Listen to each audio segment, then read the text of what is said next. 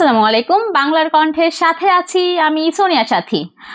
আজ জাতীয় প্রেস ক্লাবে হলরুমে হাসিনা সরকার কর্তৃক বিজিএমসি আওতাধীন বন্ধকিত 25টি পাটকলের লিজ প্রথা বাতিল করে সরকারিভাবে চালু সহ পাট শ্রমিক দলের 8 দফা দাবি আদায়ের লক্ষ্যে সংবাদ সম্মেলনে অনুষ্ঠিত হয়। এতে বক্তারা পাট শিল্পের হারানো ঐতিহ্য ফিরিয়ে আনার লক্ষ্যে সাল থেকে ক্রমান্বয়ে পাট কলগুলোকে লোকসানি অজুহাতে একে একে বন্ধ করে দেওয়া হয়। সর্বশেষ 2020 সালে 30 জুন বস্ত্র পাট মন্ত্রণালয়ের প্রজ্ঞাপনের মাধ্যমে বিজিএমসি নিয়ন্ত্রিত 25টি পাট কলের উৎপাদন বন্ধ করার নোটিশ আসলেও প্রকৃতপক্ষে 2রা জুলাই 2020 উৎপাদন কার্যক্রম সম্পূর্ণরূপে তড়িঘড়ি করে বন্ধ করে দেন। বক্তারা বলেন, পাকিস্তান আমল থেকে এদেশে পাট শিল্প প্রধান বৈদেশিক মুদ্রা অর্জনকারী শিল্প।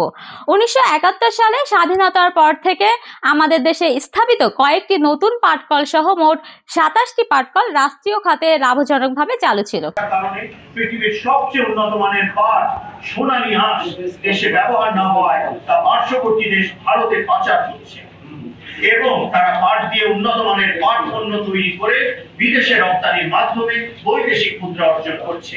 অথচ পৃথিবীর সেরা পাট উৎপাদন করেও সঠিক নীতিমালার অভাবে আমরা বৈদেশিক মুদ্রা অর্জন থেকে বঞ্চিত হচ্ছি।